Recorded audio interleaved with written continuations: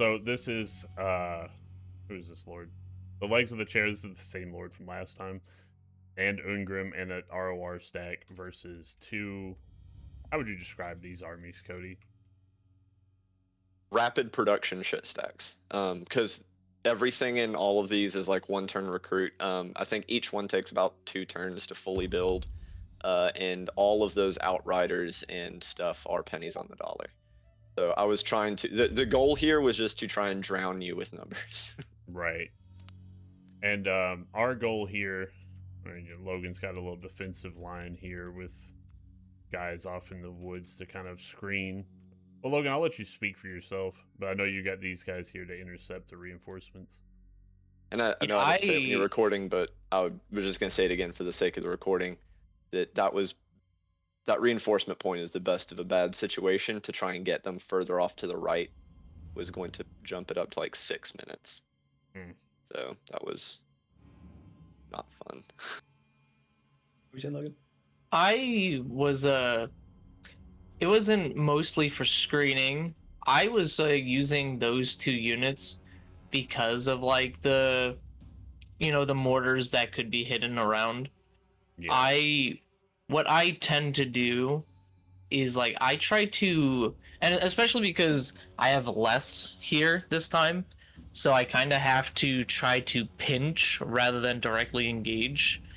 So I want to like try to pinch the mortars into moving in a certain spot that allows me to, instead of like what they're wanting to do or the targets they're wanting to reach, I want to cattle them into like another spot instead, as much as I can, and also like discover them. That's why, like, because I know Gordas, he's all by himself. He is a extreme like powerhouse in terms of utility.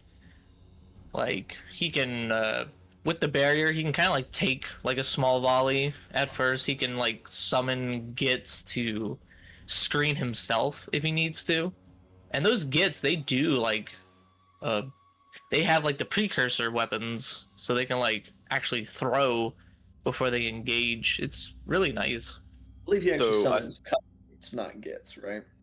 Oh yeah, the cutthroats. For the of note, both for comedic value and also explanation, I didn't realize that Gordas was a special hero. I thought he was just a random assassin hero, and so I did not know things like the summoning or the buffing or anything like that. I thought he was just like a random stalked melee specialist. Fortunate. You know, just like any other, you know, just like a witch hunter or an assassin for the Skaven or something like that. Okay. And go ahead. I was just saying it was this is the pivotal battle where I found out he's like a legendary hero. Oh, okay, with stuff. Yes, we go ahead Are you ready? play. And I mean, like Logan was saying, I mean, you see, the mortar wagons, I think, almost instantly get spotted because of an item on his lord. I believe we determined he had the spotter's eyeglass because they aren't stalked. They almost immediately are spotted. Which I did not know at this point. Yep, and both Gordas and that unit of Wolf Raiders rush into this up on that position. I don't actually see the spotter's eyeglass. Or maybe it's... No? It may not. I think he has a trait. Or he has a trait, yeah. There's something that, like, we saw it when we were spectating, like, we had seen that right there, they're visible here. They get spotted so quickly. And I remember... Dude, I click that button so fast. I'm like, get him, dude. Like, let's go and get him. Both just rush up into them. I remember fighting it becomes a clusterfuck. RNG, and he did have the spotter's spyglass, and my shades and malice being stalked just kind of didn't matter. Like, they were just spotted the whole time. And this is what I mean by cattling. Now, like, those guys take the brunt of everything. It's an unfortunate, that summon basically doesn't do anything. Yeah. I didn't know. They summon and they just get shot with like a couple volleys. By the time they start moving, they die. Because I was I'm not gonna lie, I think I was like trying to, was it macro more of the, I didn't mind the Kadai getting Next fucked up, slide, I wanted the mortars. Like, I really wanted the mortars more than anything. Because I can deal with range with my artillery, but if those mortars, like, kind of get set up and start cranking on, like, everything else I have like a very small army, and if leadership becomes an issue, because they're mostly comprised of goblins, it's like, I want to take out the worst thing to me, which would be the mortars. Right. Yeah, they're just, I keep running into things apparently that can fucking see them, like you know, unspottable heroes or traits that give you crazy ass vision ranges, and I don't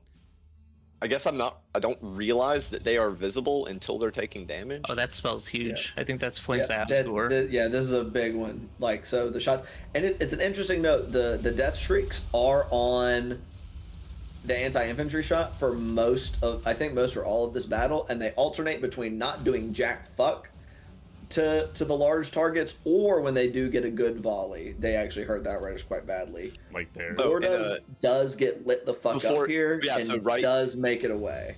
So right here is where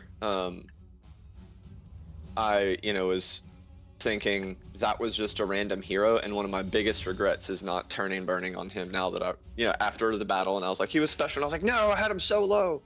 That would have been the opportunity to take him out right there. And what's really nice is he does have an ability to get like a burst of life when he's low. Yes. It's quite a chunky heal too. It's a good one. Yeah. 30 seconds of 0.4% a second. So now I'm coming in with all of my slayers and artillery.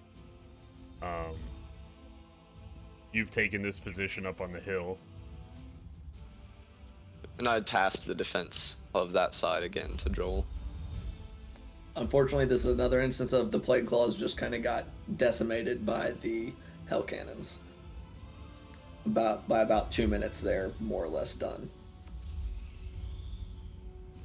Did those projectiles just strike mid? Oh no, it just broke apart right as it passed. I was like, what? That's a yeah, it's like a shell that splits. Thing.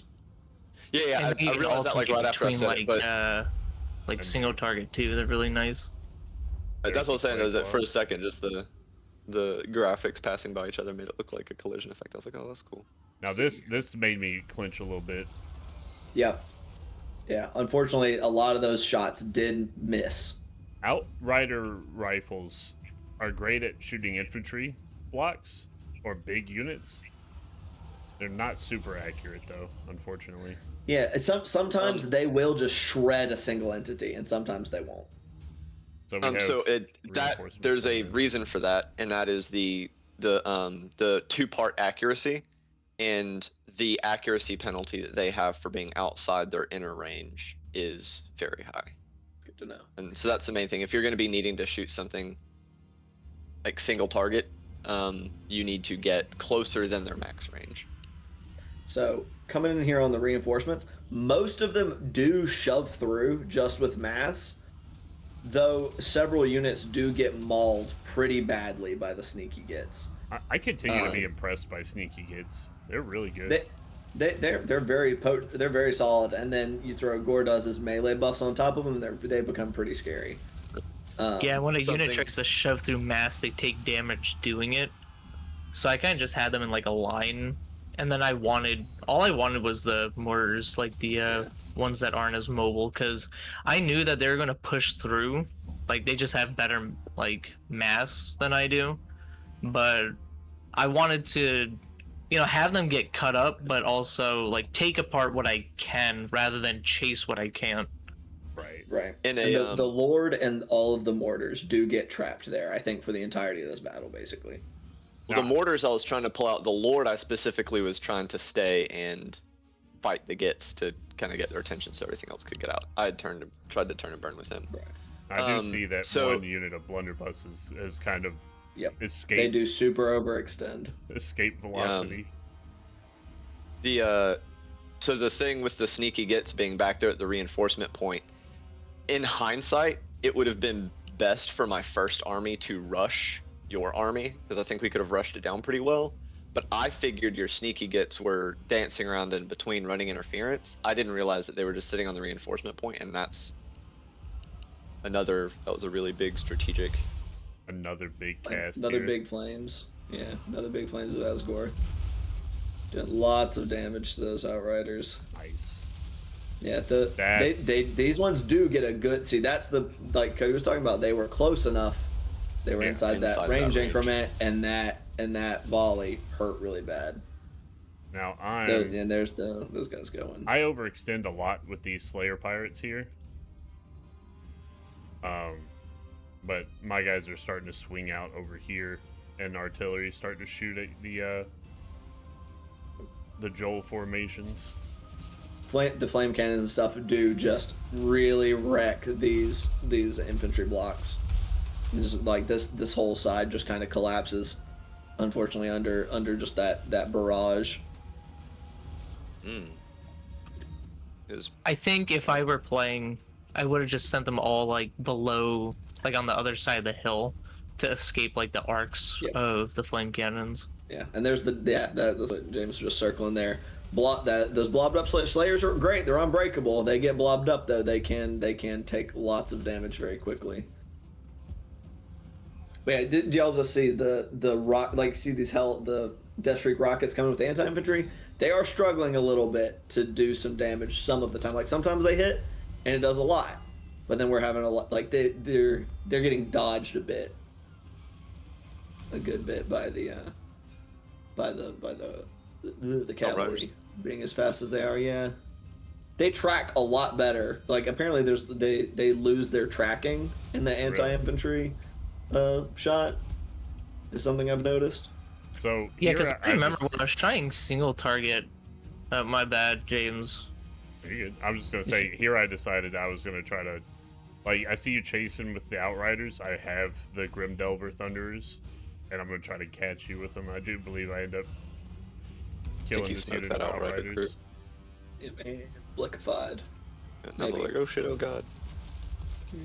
We got to shift. We got to rotate. So what were you saying, Logan? I specifically was using the multiple shots because I experimented with, like, I would try to use the one per shot, like with the better tracking.